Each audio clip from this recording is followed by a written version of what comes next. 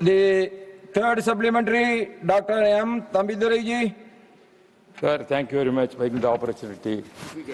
Sir, the minister replied regarding the locking mechanism of fuel control switch on the Boeing flight. This is as given.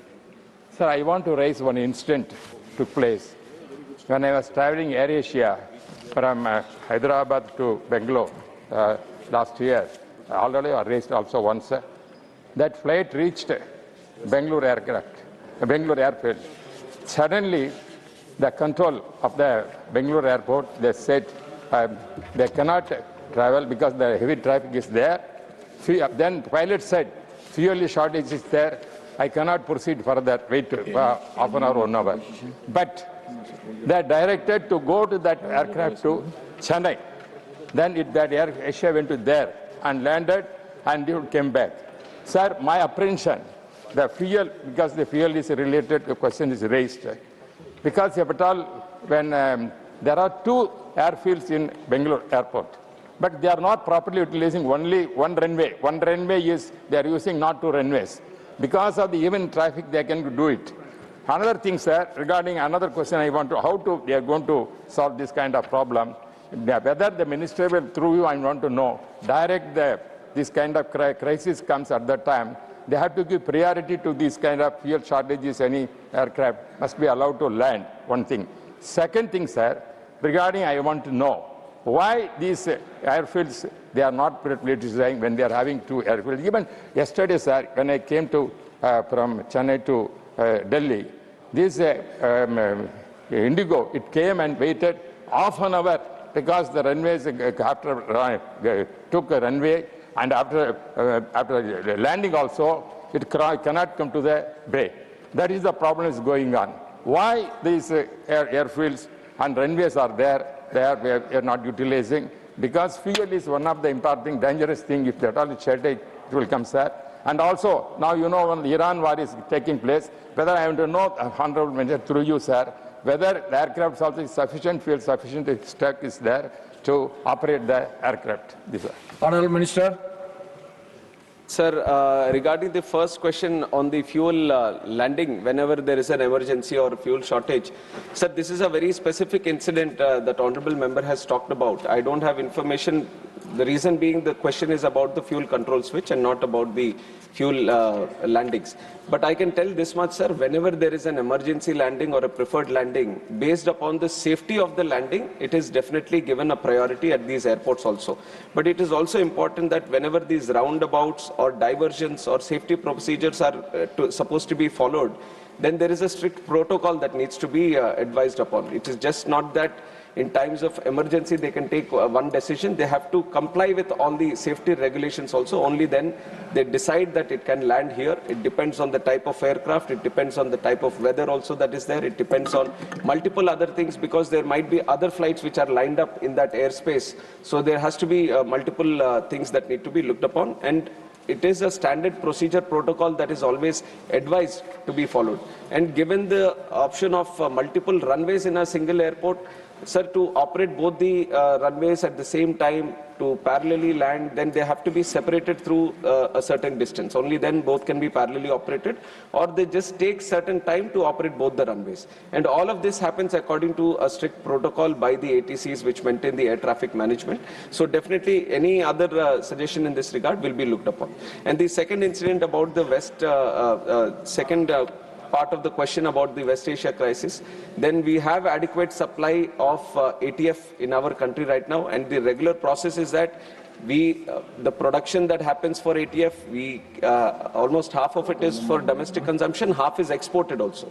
So we have supply for the next 60 days without any interruption, and we don't foresee any kind of problem in the ATF production for our country. Fourth supplementary, P. Wilson ji. Raghav Chadha ji. Sir, thank you sir, आपने मुझे मौका दिया civil aviation मंत्री से सवाल पूछने का। Sir, मेरा सवाल डिले इन फ्लाइट्स को लेकर है। सर हम लोग फ्लाइट से महंगा फ्लाइट टिकट खरीद कर भी इसलिए ट्रैवल करते हैं कि समय पर अपनी डेस्टिनेशन पर पहुंचे। जॉब इंटरव्यू होता है, बिजनेस मीटिंग होती है, किसी को अस्पताल में मिलने जाना होता है, लेकिन कई बार देखा जाता है that there is hours of delay, कई घंटे का डिले फ्लाइट में हो जाता है, जिसके चलते कई बड़े नुकसान यात्रियों के हो जाते हैं। मैं माननीय मंत्री जी से आपके माध्यम से पूछना चाहूंगा कि क्या कोई ऐसा प्रावधान हम ला रहे हैं या ला चुके हैं जिसके चलते अगर डिले होता है फ्लाइट में तो पैसेंजर को कॉम्पनसेशन दिया जाए। अप टू 1 आवर्स का डिले अंडरस्टैंडेबल है, लेकिन 1 घंटे से ज्यादा डिले, अगर 2 घंटे, 4 घंटे, 6 घंटे का डिले होता है तो कॉम्पनसेशन होना चाहिए। जैसे अगर आपका बैगेज 1 केजी भी अगर एक्सेस हो जाता है तो फ्लाइट आपसे कई हजार रुपए पर केजी एक्सेस बैगेज के वसूलती है। उसी तरह अगर फ्लाइट डिले होती है तो पैसेंजर को या तो मॉनेटरी कॉम्पनसेशन मिले या फुल फ्लाइट रिफंड का ऑप्शन मिले। ऐसा कोई प्रावधान क्या सरकार ला रही है? मैं मंत्री जी से पूछना चाहता हूं। Honorable Minister. Sir, the question raised by the honorable member relates to the passenger rights and the passenger services that are provided by the airlines and the airports. And this is all listed out in the passenger charter itself. Whenever there is a delay that is happening, then the first thing is that the passenger charter gets activated within 1 hour. Whatever he has the right to be done, that is being provided. 2 hours, 4 hours, and then complete cancellation. There is a process of refund also that is entitled to the passenger. And more importantly, there are services that he is being provided at the airport also. If there is a delay of more than 3 hours, then there has to be a meal that has to be provided to the passenger. So, and one important thing that we have to remember in terms of delays, there are some times when the airlines also don't have control on the operations. It can be bad weather, it can be related to fog, it can be any other safety related issue also on the aircraft that has been found out. So it is subject to all these conditions that you are able to fly safely. So when these kind of instances, even then, if there is a delay that is happening, there is a passenger charters circular that we have issued from the ministry, which has to be thoroughly followed by the airlines also, which entitles the passengers based on the time of the delay what is being done. And we, from our side, we wanted to promote the charters because a lot of the passengers don't know what rights they are also entitled to. So from our side, we want to promote, create awareness that these are the rights that you have so that they can strongly follow up with the airlines or ask them right there itself that this is my right and this is what is needed. So we are proactively working in this region, sir. Fifth supplementary, Srimati Rajini Ashok Rao Patil ji. Sir, I would like to ask Honorable Minister to you that how will government address concerns over air travel safety when over 70% of the Air India Group aircraft audited have been flagged of recurring safety? Or second supplementary, sir, why are technical snags and emergency diversions continuing to occur across major airlines despite repeated DGCA safety advisories, sir? Thank you. Honorable Minister. Sir, we are putting safety as the topmost priority in the country. And we are doing a very rigorous safety audit, safety checks. The compliances are thoroughly being done day in and day out. And when we find these kind of level 1 findings or level 2 findings, which are related to the safety of the operations, then it becomes an imperative that the DGCA acts upon them, DGCA takes care of them. So whenever these kind of incidents are being flagged, it is important that we find them also. It is not that everything will be proper because the airlines, it is subject to all these audits, all these checks. So when you do them, definitely you will have some incidents that you find. And whenever these things happen, there is a protocol according to which you do all the maintenance and all these things, sir. And I'd like to say that regarding the periodic audits that are carried out by DGCA, because we have increased the number of audits that we are doing. So the number was also increased what we are trying to find, because the periodicity of checks we have increased based on the requirement of the industry. Now the aircrafts have also increased. And the second thing, sir, whenever we have these findings, then definitely the DGCA acts upon them and takes care of them so that the repetitive snags which are there, is generally a trend which is being observed in specific aircrafts. So those also we are doing multiple times, we are doing the audit so that we can take care of them. And I can assure that safety is the topmost priority for the ministry. That is why we are actively trying to do more and more audit checks also. Now question number 377, Shriman Pradeep Kumar Verma ji. Honorable Minister. दिया गया है। Now Shriman Pradeep Kumar Verma ji, first supplementary please. प्रधानमंत्री जी के मार्गदर्शन में तैयार किए गए drinking water quality monitoring framework के अंतर्गत एक समग्र water quality management information system प्रणाली विकसित की गई है। मैं माननीय मंत्री महोदय से जानना चाहूंगा, क्या मेरे राज्य झारखंड में इस प्रणाली के माध्यम से जल गुणवत्ता प्रबंधन का रियल टाइम डेटा प्रभावी रूप से संकलित एवं मॉनिटर किया जा रहा है? माननीय अध्यक्ष जी, बहुत डिटेल में इसके बारे में सदस्यों को जवाब भी दिया गया है, मगर मैं आपको माध्यम से बताना चाहूँगा कि पूरे पिछले 3 वर्षों में जो 6,663 जल स्रोत है उसके अंदर 15,55,590 सैंपल लिए गए और उसको चेक किए गए हैं। 2024-25 में भी 9,33,000 जल स्रोत से सैंपल लिए गए और 21,40,000 नमूनों को चेक किया गया है। 2025-26 में भी अभी तक 8,60,000 जल स्रोत से 21,22,000 सैंपल लिए गए हैं और अभी उसका भी बाकी का भी काम उसका चल रहा है। तो इस तरह से हर जगह से जल स्रोत से सैंपल लेकर वो पानी पीने लायक है या नहीं है उसका पूरा विवरण और लेते हैं। और करीब 2,874 प्रयोगशाला है, तो जो NABL है उसमें से 1,710 जो प्रयोगशाला है वो NABL है जो मान्यता प्राप्त है, और वो जो मानक है हमारे भारतीय मानक ब्यूरो BIS 10500 के आधार पे उसको चेक किया जाता है। तो सबका जो सैंपलिंग होता है, जहाँ पीने लायक पानी नहीं होता है वहाँ पर एक्शन भी लिया जाता है। राज्य सरकार को बताया जाता है कि ये पानी पीने लायक नहीं है तो ये पानी का उपयोग ना हो, ये भी वहाँ पर बताया जाता है। तो इस तरह से पूरे देश में भी और झारखंड में भी जो सैंपलिंग लेकर उनको प्रमाणित किया गया है। जी। Second supplementary, Shriman Pradeep Kumar Verma ji.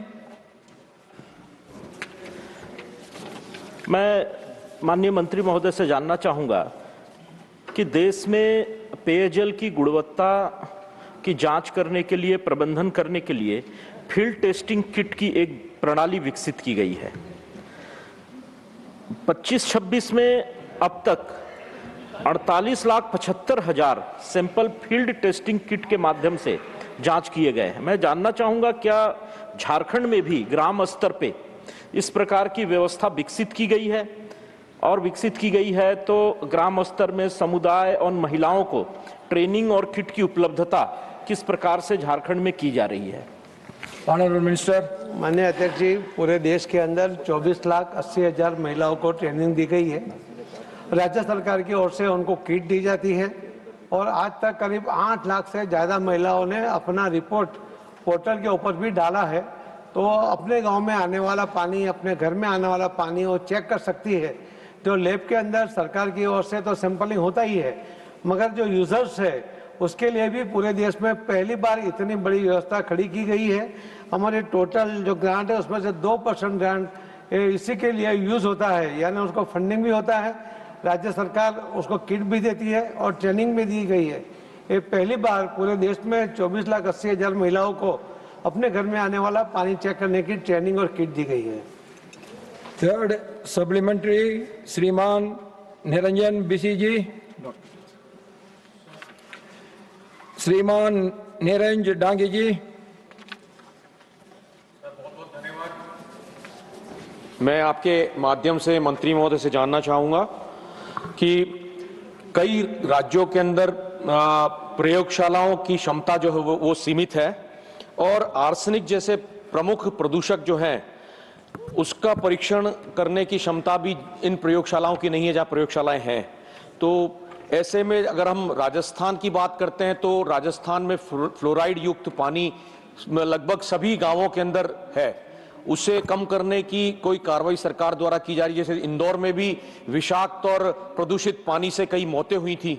इसी प्रकार से शहरी क्षेत्रों के अंदर अमूमन देखा जाता है कि जो सीवेज का जो पानी है वो और पेयजल मिक्स हो जाते हैं, उसके लिए भी रोकथाम के लिए सरकार का कोई कदम है? गांवों में भी इस तरह की परिस्थितियां रहती कि गुणवत्ता की जो है टेस्टिंग की कमी रहती है, टेस्ट किट्स नहीं होते, उसकी निगरानी किस प्रकार से सरकार कर रही है, ये मैं जानना चाहता हूं। धन्यवाद। Honourable minister. माननीय अध्यक्ष जी, पूरे देश में आर्सेनिक और फ्लोराइड के जो जहां से निकलते हैं ऐसे करीब 14,020 ऐसे स्रोत है, उसको बंद नहीं किया जा सकता, मगर उसको सीलिंग किया जाता है। सीमेंट से उसको सील करके वो पानी जमीन में ना उतरे, उसके लिए कोशिश की जाती है। हम राज्य सरकारों को उसका रिपोर्ट देते हैं कि वो उसको सील करे या उसका यूज नहीं करे, मगर जो 14,020 थे उसमें से अभी सिर्फ 305 ऐसी जगह है जहाँ पर फ्लोराइड वाटर मिलता है, आर्सेनिक वाटर मिलता है। और जल जीवन मिशन का जो फायदा हुआ है उसके कारण 14,020 में से ये 305 पर एक क्षमता आ गई है, यानी कम हो गई है। तो आर्सेनिक और फ्लोराइड वाटर यहाँ बंद नहीं हुआ है, मगर जल जीवन मिशन के कारण से उनको एक अच्छा पानी, जो पीने लायक पानी, वो उनको हर घर में मिलता है। इसके लिए आर्सेनिक या फ्लोराइड पानी उनको पीने की आवश्यकता ये नहीं होती है। ये अपने आप में बहुत बड़ी बात है। फ्लोराइड जो वस्वासेटी थी वो भी 7,996 थी, 96, और उसमें से सिर्फ 244 आ गई है। तो सरकार की ओर से जल जीवन मिशन का जो बहुत ज़्यादा फायदा जो हुआ है, सबको, सभी महिलाओं को घर में तो पानी मिला है, मगर आर्सेनिक और फ्लोराइड वाटर पीने से भी उनको मुक्ति मिली है। फोर्थ सप्लीमेंट्री श्रीमान मयंक कुमार नायक जी। जय सोमनाथ सर। सर, माननीय प्रधानमंत्री आदरणीय मोदी जी जो देश की जनता के लिए बिजली, सड़क और पानी की तीनों की चिंता कर रहे हैं, विशेषकर जल जीवन मिशन के माध्यम से पूरे देश में पीने का पानी घर घर पहुंचाने का कार्य कर रहे हैं, मगर जो बारिश में पानी आता है उसको रोकने का भी सरकार वाटर हार्वेस्टिंग के माध्यम से प्रयास कर रही है। मैं आदरणीय मंत्री CR पाटिल जी से जानना चाहता हूं कि वाटर हार्वेस्टिंग की जो प्रक्रिया है वो वाटर हार्वेस्टिंग के माध्यम से जल को बचाया जाए और इंटरलिंकिंग के माध्यम से, और गांव का पानी गांव में, सीम का पानी सीम में, और बचत करने का जो सरकार का निर्देश है, तो वाटर हार्वेस्टिंग के लिए सरकार क्या विशेष आयोजन कर रही है और इसके माध्यम से पूरे देश में ये वाटर हार्वेस्टिंग का एक आंदोलन चले, इसके लिए सरकार की कोई योजना है क्या? Thank you sir. Honourable minister. माननीय अध्यक्ष जी, 2024 में 6 सितंबर 2024 को माननीय प्रधानमंत्री श्री नरेंद्र मोदी साहब ने एक वर्चुअल मीटिंग में जल संचय जन भागीदारी को जन आंदोलन में परिवर्तित करने के लिए एक आह्वान किया गया था, और उसी टाइम उन्होंने कहा था कि कर्मभूमि से मातृभूमि के लिए भी लोगों ने मदद करनी चाहिए। और इस आह्वान के कारण 6 सितंबर 2024 से अभी तक में करीब 50 लाख जितने स्ट्रक्चर बने हैं जो लोगों ने बनाए हैं, उसमें अभी तक एक भी रुपया सरकार की ओर से खर्च नहीं किया गया था। मगर इस बार मनरेगा में से भी माननीय प्रधानमंत्री मोदी साहब के निर्देश से माननीय एग्रीकल्चर मिनिस्टर श्री शिवराज सिंह जी ने जो मनरेगा का टोटल 88,000 करोड़ रुपया जो आवंटित किया है, उसमें से 65% पैसा ऐसा है कि जहां डार्क जोन है वहां पर जिला कलेक्टर इस जल संचय के लिए ही वो पैसा उसको रिजर्व रखा गया है। जहां सेमी डार्क जोन है वहां पर 40% पैसा रखा गया है, और जो जनरल जिले हैं वहां पर भी मनरेगा में से 30% पैसा जल संचय के लिए दिया गया है। तो उसका परिणाम अभी और ज़्यादा दिखेगा। हमारा टारगेट है कि 31 मई तक हम 1 लाख की ओर जाने की, 1 करोड़ की ओर जाने की कोशिश लोगों के सहयोग के साथ कर रहे हैं। सरकार ने भी जो पैसा दिया है और जी राम जी में भी उसमें से पैसा मिलने वाला है, तो एक अपने आप में एक बहुत बड़ा काम उससे मिला है। उसके कारण जल स्तर बढ़ा है, जल की क्वालिटी भी बहुत अच्छी हो गई है। तो ये जो जल जीवन मिशन में भी कई जगह पर जल है, नल है, जल नहीं है।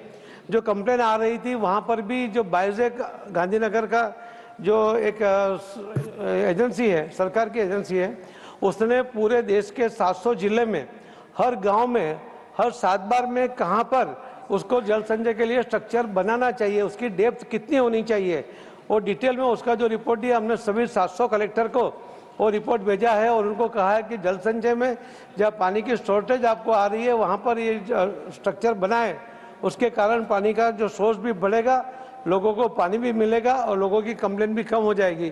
तो जल संचय को सभी लोगों ने, मैं तो सभी सांसदों को भी लोकसभा में भी रिक्वेस्ट किया था कि अपने फंड में से भी इसके अंदर जो काम होगा तो बहुत बड़ा पानी का संचय उसके होने के कारण पानी की समस्या कभी हमारे देश में नहीं आएगी। फिफ्थ सप्लीमेंट्री श्रीमती रंजीत रंजन जी। धन्यवाद सभापति महोदय। मैं आपके माध्यम से मंत्री साहब से पूछना चाहती हूँ कि सर, मैं 2004 में जब लोकसभा में सांसद बन के आई, मैं सुपौल से सांसद थी और वो कोशी एरिया है। तब से लेके आज तक वहाँ के 8-10 जिले, आसपास का पानी, सुपौल, सहरसा, मधेपुरा, अररिया, फारबिसगंज, वहाँ के लोग कोशी का पानी पीते हैं और भूजल स्तर का पानी पीते हैं, जहाँ पे उस वक्त से आज तक आर्सेनिक, आयरन, फ्लोराइड भारी मात्रा में तब भी था सर, आज भी है। लोगों को वहाँ कैंसर, घेंगा, कई अन्य बीमारियां पानी के कारण होती है। तो क्या सरकार आज की तारीख में 2004 से 2026 की बात करें तो लगभग 24 साल हो गए सर, क्या आज सरकार दावा कर सकती है? बहुत सारी चीजें लाई गई कि उसको फिल्टर करना है, लोगों ने आज आरओ लगा लिया। क्या सरकार आज दावा ये कर सकती है कि उसके कारण भी वहां पे भारी मात्रा में जो आयरन, फ्लोराइड और आर्सेनिक है उससे लोगों को पीने के पानी में छुटकारा मिला? क्योंकि हमारी जानकारी में आज भी लोग आर्सेनिक और कैंसर से, फ्लोराइड और आयरन से पीड़ित हैं। बहुत बहुत धन्यवाद सर। Honourable minister. माननीय अध्यक्ष जी, जो सदस्य जिन्हें प्रश्न पूछा है उसका जवाब मैंने पहले भी दिया था कि पूरे देश में करीब 10,020 ऐसे स्ट्रक्चर है कि जहाँ पे आर्सेनिक या फ्लोराइड पानी मिलता है। उसको बंद नहीं किया जा सकता, मगर उसको कई जगह पर सील किया जा सकता है, जिसके कारण आर्सेनिक वाटर और कुएं में या बोर में नहीं उतरता। मगर हर जगह भी ये करना संभव नहीं होता है और इसी के कारण मैंने जब कहा कि आपको जो जल जीवन मिशन के कारण जो लोगों को पानी मिला है, उसके कारण लोगों को आर्सेनिक या फ्लोराइड वाटर पीने की आवश्यकता नहीं पड़ती, उनके शरीर को कोई नुकसान नहीं होता। बिहार में भी जल जीवन मिशन में उन्होंने केंद्र सरकार की सहायता नहीं ली है, मगर वहाँ बहुत अच्छा काम भी हुआ है और उसके कारण लोगों को अच्छा पानी मिल भी रहा है। जो सदस्य जी ने कहा है कि उनके जिले में नहीं मिला है, तो वो खुद डीसा के मीटिंग में सदस्य है जल जीवन मिशन के बारे में, वहाँ पर भी वो प्रश्न पूछेंगे तो उनको उसका भी जवाब मिल जाएगा। मगर जो पानी जल जीवन मिशन से देने के कारण किसी को भी आर्सेनिक या फ्लोराइड वाटर पीने की आवश्यकता ना पड़े, जो हम पर हेड 55 लीटर पानी देने की जो बात करते हैं उसके लिए जो कोशिश कर रहे हैं, और यहाँ पर हम पर हेड 10 लीटर पानी उसको खाना बनाने के लिए और पीने के लिए उसकी व्यवस्था जल जीवन मिशन की ओर से भी अलग से वो कर रहे हैं, जिसके कारण किसी को आर्सेनिक वाटर या फ्लोराइड वाटर पीने की आवश्यकता ना पड़े। Now question number 378 Shriman Sana Satish Babu garu. Honourable minister.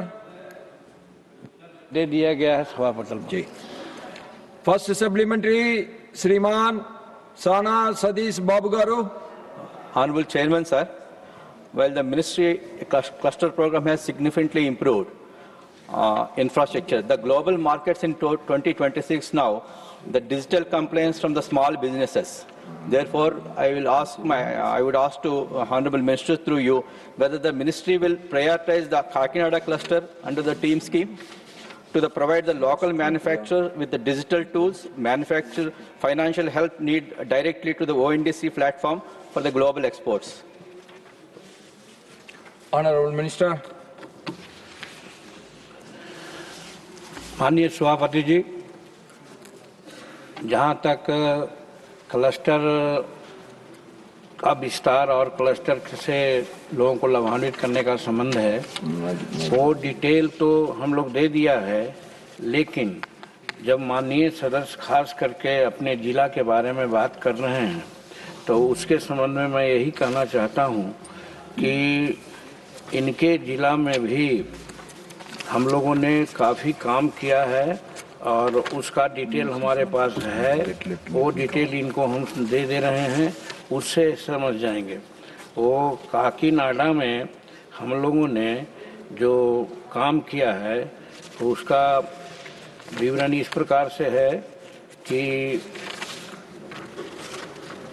ऐसे तो आंध्र प्रदेश में जो दिया गया है वो है, और फिर ये जो प्रदान की गई है इस सब चीज़ में, तो हमारा काकीनाडा में 2749 लोगों को लाभान्वित किया गया है, और इसके चलते लोगों को लाभ मिल रहा है। और जहाँ तक डिजिटल के लिए सरकार कई कार्य कर रही है, उसमें OMDC में भी आप अपटेनिंग हो रही है, इसको भी माननीय सदस्य देख सकते हैं। Second supplementary, Sriman Sana Sadish Babu Garu. Honorable Chairman, sir, the MSME CDP scheme is fully implemented, is expected, we generate 60,000 employment in state of Andhra Pradesh. In this contest, I will ask to Honorable Minister, consider setting up the skill upgradation centers, learning facilities, and training infrastructure in both implementing the upcoming and existing thing for the young employment workforce training program. Thank you, sir. Honorable Minister. महोदय, हम जो ये scheme लागू करते हैं उसका दो पहलू है। एक समान सुविधा केंद्र जिसको CFC कहते हैं, जिसकी चर्चा माननीय सदस्य ने की, और दूसरा है इंफ्रास्ट्रक्चर विकास जिसको IED कहा जाता है। ये दोनों के माध्यम से हम लोग अपने इस सूक्ष्म लघु और मध्य उद्यम क्लस्टर का विकास का कार्यक्रम करते हैं। राष्ट्रीय परिदृश्य को अगर देखा जाए तो कुल 606 परियोजनाओं की मंजूरी हम लोगों ने दी है, जिसमें 242 CFC है और 364 इंफ्रास्ट्रक्चर का विकास का दिया गया है। और जहां तक आंध्र प्रदेश की बात है, उसमें अनुमोदित कुल परियोजनाओं की संख्या 47 है, जिसमें CFC जिसको कहा जाता है कि समान सुविधा केंद्र, तो उसमें हम लोगों ने 11 किया है, और ID परियोजना जिसको इंफ्रास्ट्रक्चर की बात कही जाती है 36 है, इसको हम लोगों ने अनुमोदित किया है। और पूर्ण हुई है इसमें जो कार्यशील है वो है CFC में 5 और IDF में है 12, और इससे जो रोजगार सृजित हुए हैं 8,300 हुए हैं CFC में, और फिर इंफ्रास्ट्रक्चर में हुए हैं 57,793।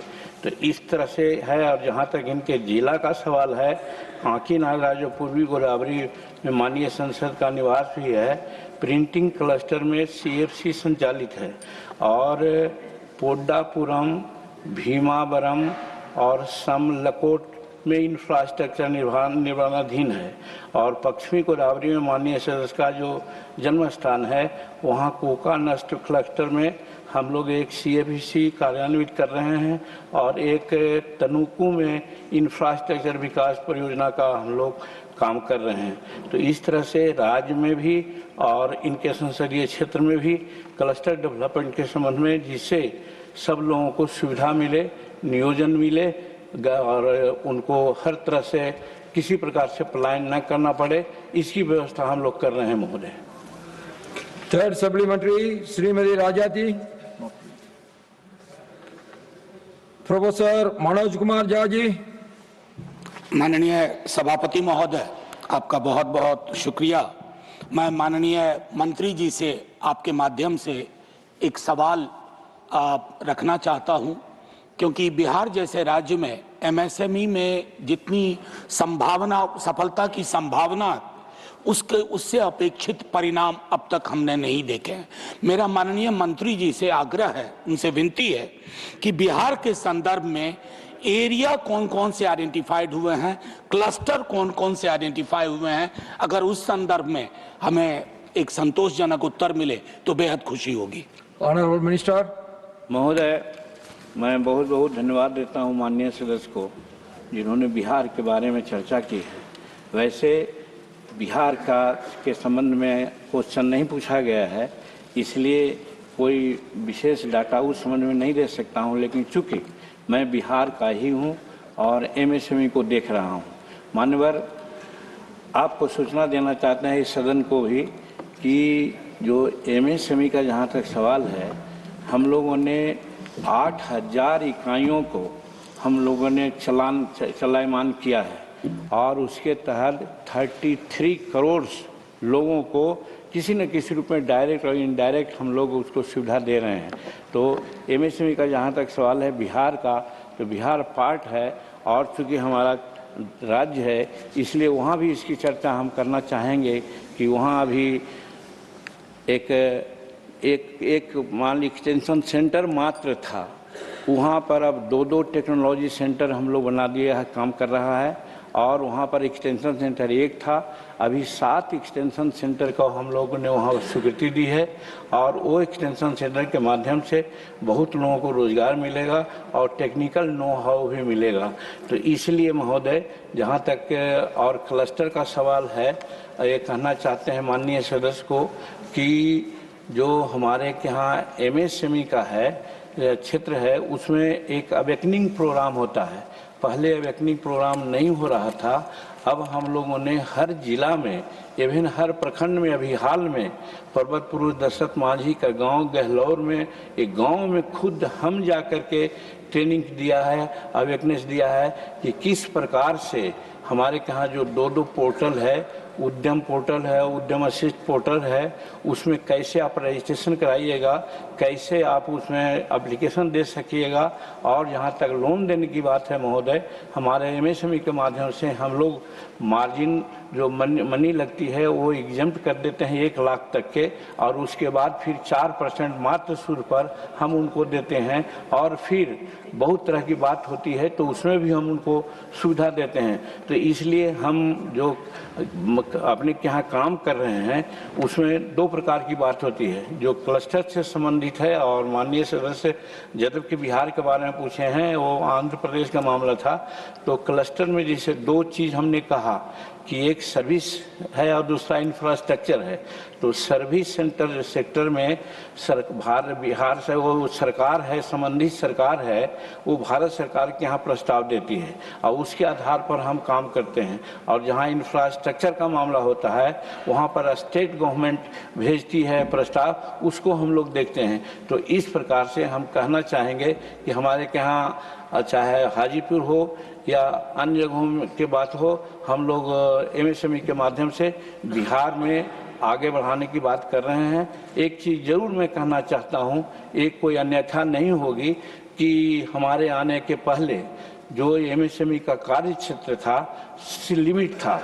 बिहार पूर्वोदय जो प्रधानमंत्री जी का लक्ष्य है कि पूर्वोदय का विकास करें और नॉर्थ ईस्ट का विकास करें, इन सब जगहों में थोड़ी इसकी कमी थी। उस चीज़ को समझते हुए प्रधानमंत्री के इच्छा को देखते हुए हम इसको आगे बढ़ा रहे हैं और हम आश्वस्त करना चाहते हैं माननीय सदस्य को कि एमएसएमई का जहाँ तक सवाल है, चाहे उसके जितने भी हमारे कई क्षेत्र से हम लोग काम करते हैं, 7-8 जगहों से काम करते हैं, जैसे पीएमजीपी भी है, जैसे सब्सिडी योजना भी है, प्रधानमंत्री विश्वकर्मा योजना है, ये सारे में हमारा बिहार पीछे नहीं रहेगा, ये हम आश्वस्त करना चाहते हैं। नाउ 4th सप्लीमेंट्री श्रीमान महेंद्र भट्ट जी। माननीय सभापति महोदय, मैं मंत्री जी से जानना चाहूंगा कि एमएसएमई के क्षेत्र को दिए गए ऋण में पिछले वर्षों में कितनी वृद्धि हुई है। प्रधानमंत्री मुद्रा योजना के तहत एमएसएमई को दिए गए ऋण में सर्वाधिक ऋण देने वाला राज्य कौन सा है? क्या एनपीए की समस्या एमएसएमई सेंटर में बढ़ रही है? इसके समाधान हेतु क्या कदम उठाए गए हैं? ऑनरेबल मिनिस्टर महोदय, ये प्रश्न से संबंध अभी नहीं रखता है, लेकिन इनकी जिज्ञासा बहुत जायज है कि हम कितने को लाभान्वित किया है, कितना रकम गया है, कितने को ये है, इनको हम अलग से सूचना दे देंगे। 5th सप्लीमेंट्री श्रीमान सुभाषिष कुंदिया जी।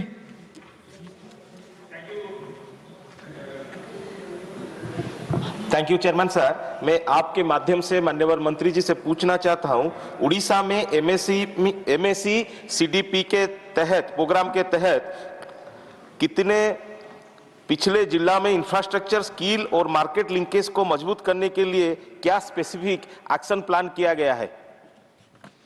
Honourable minister. महोदय, ये जो प्रश्न आ रहे हैं हमारे सामने, जो अभी प्रश्न पूछा गया है उससे अलग है। प्रश्न बहुत अच्छा है, इसको मैं कहना चाहता हूं और इसलिए माननीय सदस्य को कहना चाहता हूं कि हमारा जो MSME विभाग है, सूक्ष्म लघु और मध्यम उद्यम, उसमें हम लोग अनेक स्कीमों के माध्यम से काम कर रहे हैं। अब ऐसे उड़ीसा के बारे में उन्होंने पार्टिकुलर कहा है, तो जो स्कीम से हम लोग काम कर रहे हैं उन स्कीम की चर्चा आपके सामने हम करके बताना चाहते हैं कि जैसे सूक्ष्म लघु और उद्यम में क्लस्टर विकास योजना काम करते हैं, जिसको MSAE और CDP योजना कहते हैं। फिर उसके बाद हमारे यहाँ प्रधानमंत्री रोजगार योजना कार्यक्रम है, जिसको PMEGP कहा जाता है। उसी तरह से और हमारे यहाँ जो योजना चल रही है उसमें अब डिटेल कहेंगे तो PMEGP में बहुत सा कार्यक्रम है, और उस चीज़ की बात कहेंगे तो हम भिजवा देंगे। उसी तरह से और जो हमारा क्षेत्र है, इसमें हम लोग सूक्ष्म लघु और उद्यमियों के लिए क्रेडिट गारंटी योजना भी देते हैं। हमारे यहाँ जब क्रेडिट देते हैं हम लोग, तो बहुत जगह दिक्कत होती है बैंकों से, यह है तो बैंकों से हम लोग क्रेडिट गारंटी देते हैं कि वो चिंता न करे, अगर जरूरत पड़ेगी तो हम सरकार उसको हम पूरा करेंगे, इसलिए बैंक लोन देने में कोई दिक्कत नहीं करती है। उसी प्रकार से हमारे यहाँ आकस्मिक क्रेडिट लाइन गारंटी स्कीम है। ये योजना ऐसी है जैसे 2020 के अंदर जो हमारे यहाँ कोरोना आया था, उसमें स्पेशल चर्चाएं हुई थी, काम करने का था, उसमें भी हम लोग किया है, काफ़ी काम है, डिटेल भी है। और उसके बाद PM विश्वकर्मा योजना की बात आपको हमने कहा ही, उसके बारे में भी आप जानते हैं कि 30 लाख लोगों को 2028 में 17 सितंबर तक लोगों को टूल किट्स देना है। एज अगेंस्ट हम लोग 13 लाख लोगों को दे चुके हैं, उसमें उड़ीसा भी है। और उसी प्रकार से हमारा जो यशस्विनी योजना है महिलाओं के लिए, ट्रांसजेंडर के लिए, उनके लिए भी हम प्रयास कर रहे हैं, और उनके लिए भी मेरा स्कीम है, और उसमें उड़ीसा भी शामिल है महोदय। तो इस तरह से हम लोग करते हैं। और जहाँ तक उड़ीसा का विशेष रूप की बात करते हैं PMEGP और CDP में, तो उड़ीसा में लगभग जो निर्माणाधीन स्कीम है वो 4 है, और पूर्ण की गई है वो 3 है, और अनुमोदित है 7 है, और फिर निर्माणाधीन 6 है, और ID में पूर्ण की गई योजना 3 है, और अनुमोदित परियोजना जो कह रहे हैं उसमें 9 है, और उसको सब मिला करके अगर जोड़ते हैं तो 16 योजनाओं पर भी वहाँ उड़ीसा में हम काम कर रहे हैं महोदय। इसलिए देश के कोई भी कोना हो, हमारा सूक्ष्म लघु और मध्यम उद्यम से वंचित नहीं होगा, सबको हम लोग लाभ करेंगे। इसलिए कि यहाँ पर छोटे इंटरप्रेन्योरशिप को हम लोग डेवलप करते हैं। और हम कहना चाहते हैं प्रसंगवश कि आज हमारा जो हिंदुस्तान है, जहाँ हम लोग पोल्यूशन से और ख़ास करके अनएम्प्लॉयमेंट से हम लोग ये जूझ रहे हैं, और ये हमारा जो सूक्ष्म लघु और मध्यम उद्यम है, छोटा छोटा कार्यक्रम होता है, लोगों को हम लोग एंटरप्रेन्योरशिप देते हैं, उद्योग करते हैं। इसमें बहुत तो एनर्जी और फ्यूल की ज़रूरत नहीं होती है, मानवीय जो ताकत है, एनर्जी है, उसी से काम लेते हैं। और यही कारण था हुजूर, मैं कह सकता हूँ प्रसंगवश, कि जब हमारा भारत एक समय कहा जाता था कि ये सोने की चिड़िया है, उस समय बड़े बड़े उद्योग नहीं हुआ करते थे हुजूर, और उस समय फॉरेस्ट है, पशुपालन है, ये सब डेवलप करते थे। गांव घर में एक दूसरे का जो बार्टर सिस्टम से अपने सामानों का आदान प्रदान करते थे, जिससे आपस में कोऑर्डिनेशन भी बना रहता था और किसी प्रकार की कोई दिक्कत नहीं होती थी। तो इसीलिए हम देश के सभी राज्यों में वही एंटरप्रेन्योरशिप लाना चाहते हैं, वही काम करना चाहते हैं, जिसके चलते हमारा हिंदुस्तान जगत गुरु कहलाता था और सोने का चिड़िया कहलाता था, पॉल्यूशन रहित, और सब लोगों को रोजगार देने का जो कार्यक्रम किया जाता था, उसी के स्वरूप प्रधानमंत्री नरेंद्र मोदी जी ने इस ओर में देखा है। PM हमारे प्राइम मिनिस्टर विश्वकर्मा योजना को देखा होगा हुजूर। मैं तो कहना चाहता हूँ, आज तक मैं 46 वर्ष से राजनीति कर रहा हूँ, और उप मंत्री रहा, मंत्री रहा, मुख्यमंत्री रहा, और यहाँ भी आया, लेकिन कोई प्राइम मिनिस्टर आज तक ध्यान नहीं दिया था कि सड़कों पर जूता सीने वाला लोग है उसको कुछ करें। किसी ने ध्यान नहीं दिया था कि सड़क पर जो हेयर कटिंग कर रहा है उसके बारे में हम क्यों ध्यान दें।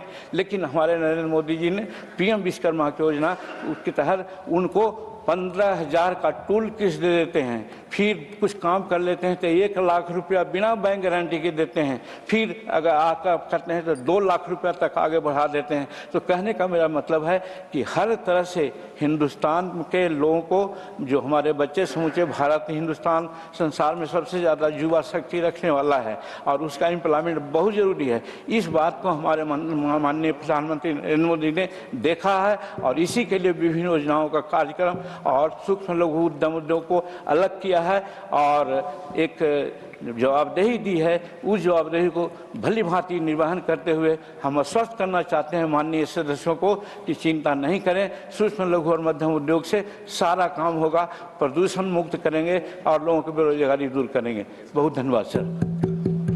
Now question number 379 doctor K Laxman ji. Question number 379 sir. Honourable minister. अध्यक्ष जी, उत्तर पटल पे रख दिया गया है। So first supplementary, Dr. K. Lachman ji. Honorable Chairman sir, the government led by Honorable Prime Minister Sri Narendra Modi ji, this Pradhan Mantri Krishi Sinchai Yojana has taken a strong initiative to improve irrigation access across the country with the vision of Har Khet Ko Pani. Over the years, significant central assistance has been provided for the completion of long pending projects, particularly irrigation, and for promoting micro irrigation, which has helped states like Telangana also. But unfortunately, as per the reply given by the Honorable Minister, no eligible proposal for central assistance received from Telangana state during the last 3 years. My question, sir, in this context, may I ask the Honorable Minister whether the government has examined the findings of CAG Performance Audit Report number 1 of 2024, the term Kaleshwaram lift irrigation project economically unviable and projected a possible cost of about rupees 1.47 lakh crore, nearly 80% higher than the original estimate, and what action has been taken on these findings, and what is the present state of this Kaleshwaram project, sir? Honorable Minister. माननीय अध्यक्ष जी, जो PMKSY की जो योजना है उसके अंदर माननीय प्रधानमंत्री मोदी साहब ने करीब 99 योजना उनके निर्देश के अनुसार जो PMKSY में सम्मिलित की गई थी, उसमें से 71 योजना ऐसी है कि जो बहुत सालों से निलंबित थी। पहले 50% से ज़्यादा काम हुआ हो और निलंबित हो, उसको हमने पहले उसके अंदर समाविष्ट किया गया था, और बाद में 50% से अगर कम भी काम हुआ हो और फिर भी वो निलंबित है तो उसको भी इसके अंदर समाविष्ट करके काम किया गया है। जो तेलंगाना की जो आपने बात किया, वहाँ पर भी हमने करीब 1981 करोड़ रुपया अभी तक उसको आवंटित किया गया था। उसमें से उन्होंने 981 करोड़ रुपया वो उन्होंने लिया है और उसका काम किया गया है। जो मेंबर का पूछना है कि पिछले 3 सालों में कोई उनकी योजना को हमने सम्मिलित नहीं की, मगर उन्होंने अभी तक 3 साल में कोई दरखास्त तेलंगाना के सरकार की ओर से नहीं आई है।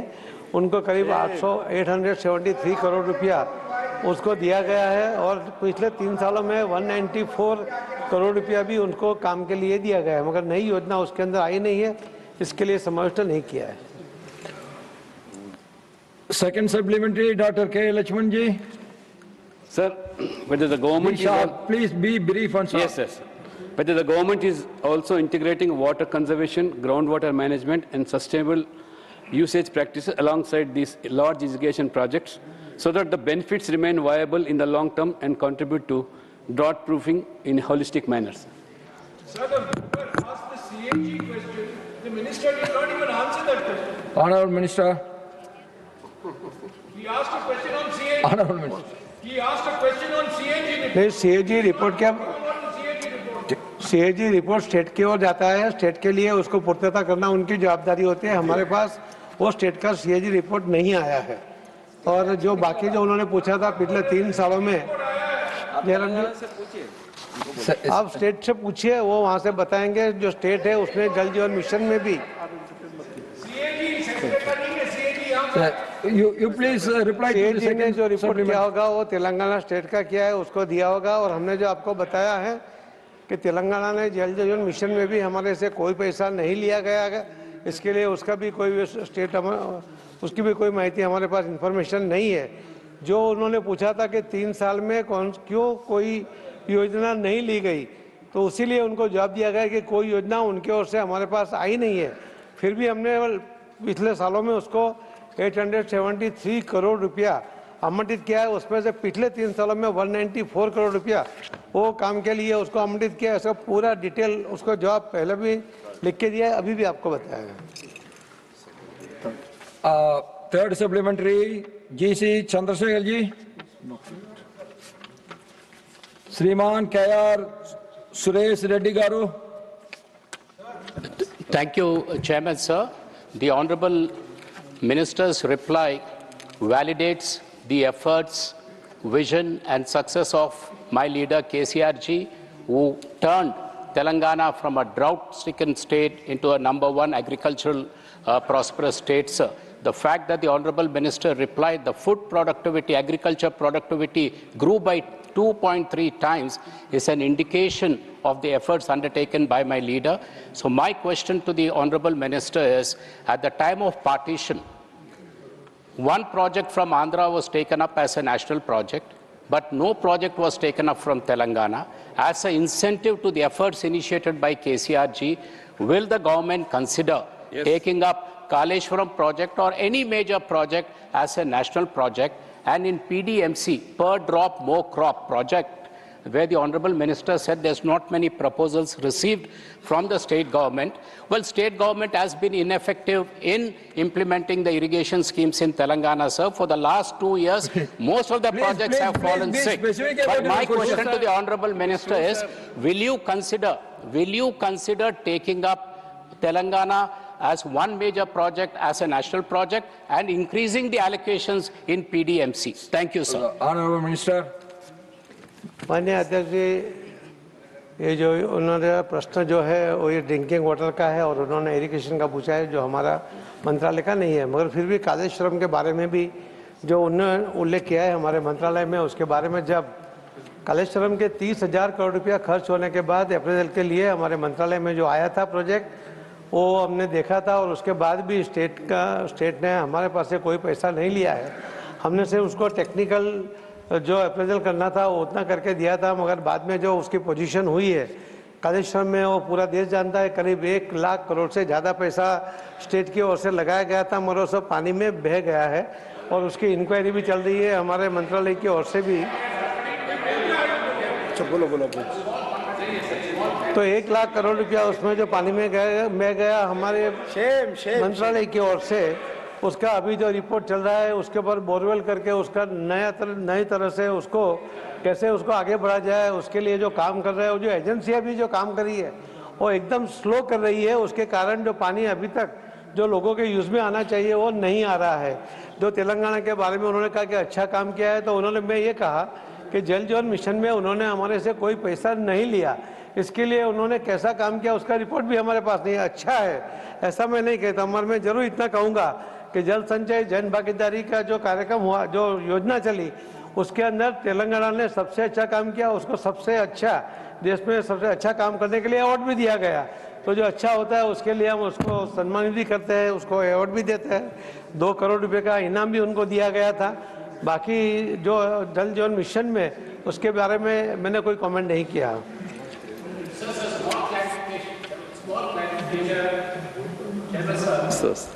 Chairman, sir, a small clarification from the Honorable Minister. When I spoke about the PDMC, it is per drop more crop, which the Honorable Minister in his reply itself stated about that. And when I put a supplementary, the Honorable Minister says it doesn't relate to it. My suggestion to the Honorable Minister is, will you allocate more funds under PDMC? And Kaleshwaram project, he himself has said 2.3 times the productivity of agriculture produce has increased. And he contradicts by saying it got washed away. So my question to the Honorable Minister is, will you take up any national project for Telangana? That he has already replied. And the second is, under PDMC, will you increase the allocation? Yes. Now, Anil Kumar Yadav, Mandadi ji. Sir, please be specific about your question. Sir, Honorable Minister has been again and again saying that there is no representation from Telangana state government, and Honorable Member Lakshmanji also has framed in his question that Telangana state government is not coming forward. No, no, you please come to the Sir, I'm question, coming, sir. please. And our Suresh Reddy ji also has said that Telangana state government is not in support of such projects. Sir, one thing, both the friendships can be seen here, sir. One is trying, both of them are trying to blame the government. One thing they are not understanding is the corruption made in these projects should be given, should be taken into CBI inquiry also, sir. I will request the Honorable Minister to get a CBI inquiry done on this. And one thing, sir, my question is, sir, there are revised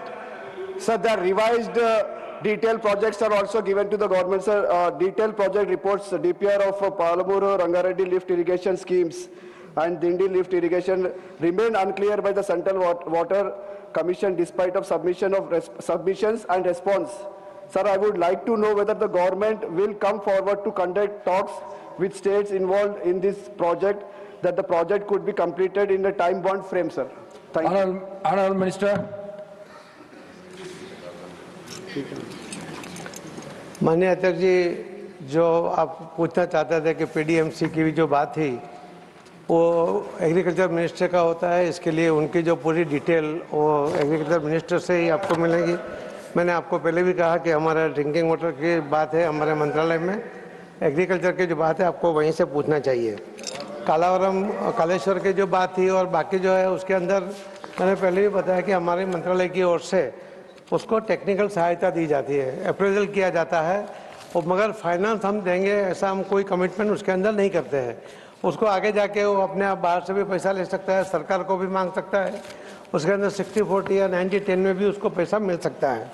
तो अलग अलग योजनाओं के बारे में अगर जानना है तो उसके लिए आप अलग से मैं आपको उसका इन्फॉर्मेशन दे दूंगा, मगर उसकी पूरी डिटेल आज इस प्रश्न के साथ संबंधित नहीं है, इसके लिए मेरे पास अवेलेबल नहीं है। Now, fifth supplementary, Dr. Bhim Singh जी। महोदय, प्रधानमंत्री कृषि सिंचाई योजना केंद्र सरकार की बहुत महत्वाकांक्षी योजना है और तेलंगाना राज्य में भी इसे सफलतापूर्वक चलाया जा रहा है, जिसके कारण उत्पादकता 2.3 गुना बढ़ी है।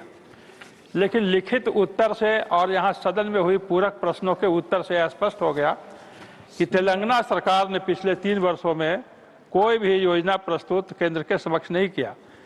तो राज्य सरकार के इस निकम्मेपन की वजह से जो तेलंगाना की जनता को कोई परेशानी नहीं हो, क्या सरकार, केंद्र सरकार की ओर से मंत्री जी कुछ अपनी पहल से वहां योजना देना चाहेंगे, ये मैं जानना चाहता हूँ। माननीय अध्यक्ष जी, जो राज्य सरकार की ओर से जब यह डिमांड आती है वो डीपीआर बनाते हैं, उसके बाद ही हम उसके ऊपर सोच सकते हैं। हम अपनी ओर से ऐसी कोई योजना अलग अलग राज्यों में नहीं करते, क्योंकि राज्य में वो राज्य का अधिकार है, उसको योजना चाहिए नहीं चाहिए वो तय करते हैं। अगर उसके नहीं, अभी जो 3 साल की बात की थी उसके अंदर स्पष्ट रूप से कहा गया कि उनसे कोई भी योजना हमारे पास उनकी डिमांड नहीं आई है, उसके लिए सम्मिलित नहीं किया है। आगे जो योजना आई थी उसके अंदर उनको करीब 981 करोड़ रुपया वो आवंटित भी किया गया है, उसका भी डिटेल पहले भी मैं बता चुका हूँ। Now question number 380, Srimati Sulada Dev. The third supplementary, Dr. Anil Bonde ji. धन्यवाद सभापति महोदय।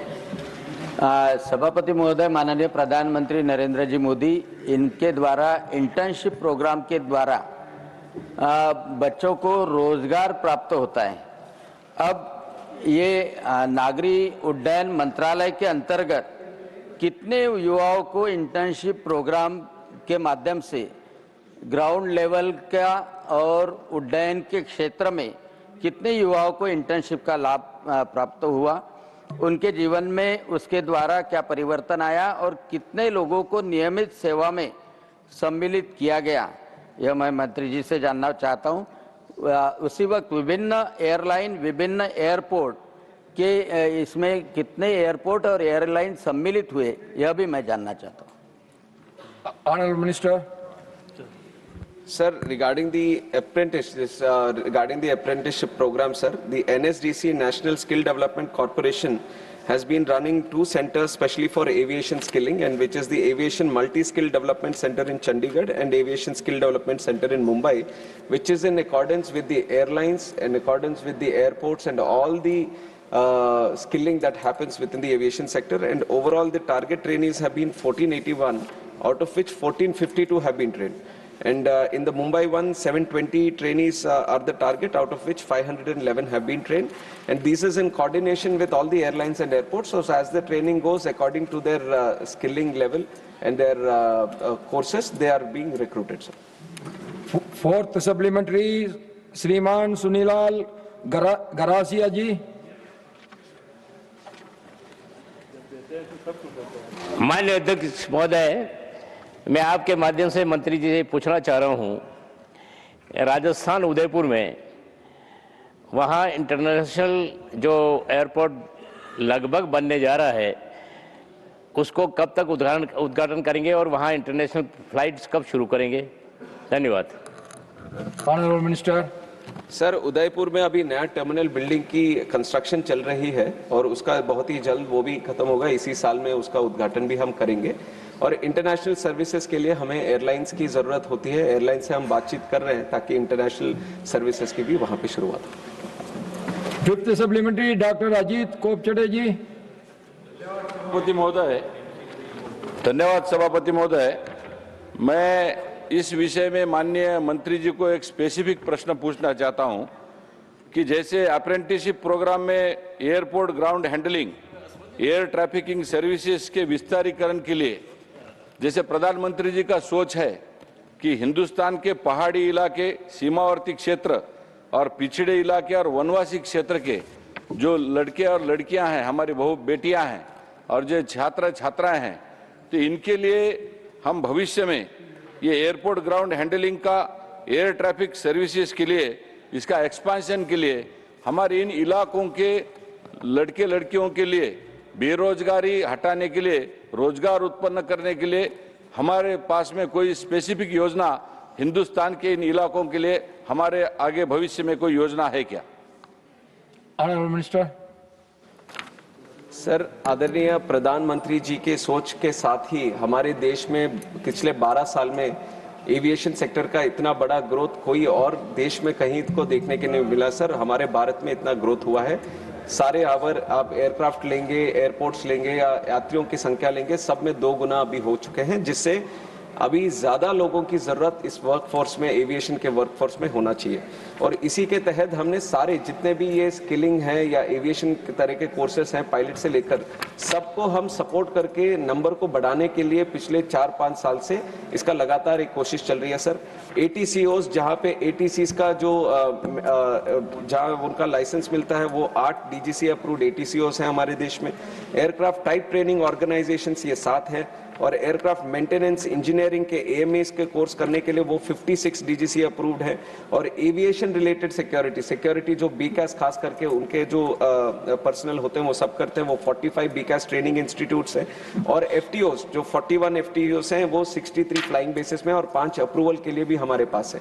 तो आप देखेंगे कि जिस विषय में भी, और खास करके अगर ग्राउंड हैंडलिंग में बताऊं सर, ये वेरी प्रिसाइज कोर्सेज करने वाले ये स्किलिंग है सर। और हमारे अगर ग्राउंड हैंडलिंग में आप अगर देखेंगे, ग्राउंड हैंडलिंग में 2 तरीके के ऑपरेशंस हैं हमारे। एक रैंप हैंडलिंग में जब आप देखते हैं तो aircraft handling, aircraft servicing, aircraft cleaning, loading और अनलोडिंग और cargo handling services, support services, इसमें भी और बहुत तरीके के ऐसे स्किलिंग्स हैं जिससे हमें ट्रेन करने चाहिए।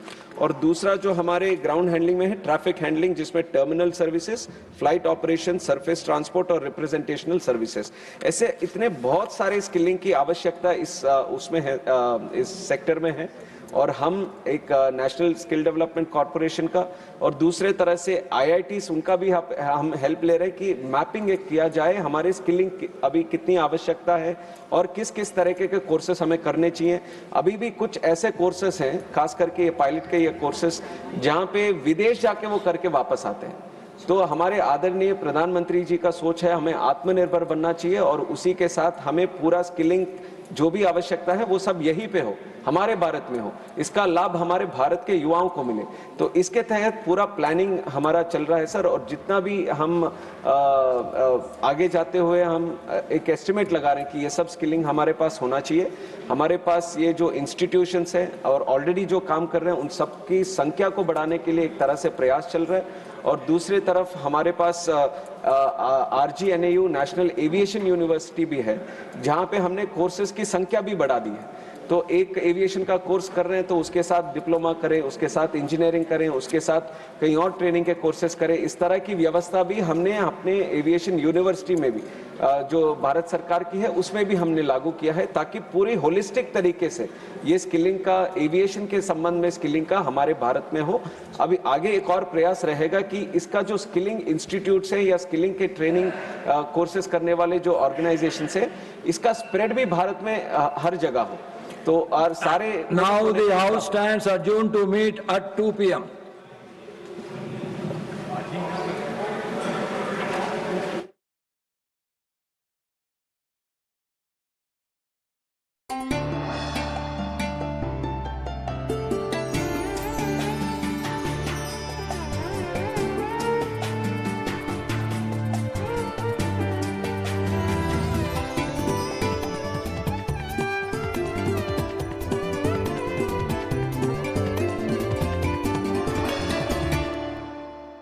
टर टर टर टर सिस्टर बीना का मैसेज आया है, अर्जेंट। लिखा है, मेरे बच्चे के ट्रीटमेंट के लिए 1 लाख रुपए चाहिए डॉक्टर, तुरंत भेज दीजिए प्लीज। सिस्टर बीना, मैं पहले सिस्टर बीना को फोन करके पूछूंगी फिर भेजूंगी, क्योंकि मैं मूर्ख नहीं हूँ। Well done doctor. यूपीआई कहता है अगर पहचान के व्यक्ति से भी ऐसे मैसेज आए तो हो सकता है कि उनके मैसेजिंग ऐप हैक्ड हो। तो पहले नॉर्मल कॉल करके चेक करो और कहो मैं मूर्ख नहीं हूं। जाइए आप भी किसी का टेस्ट लीजिए।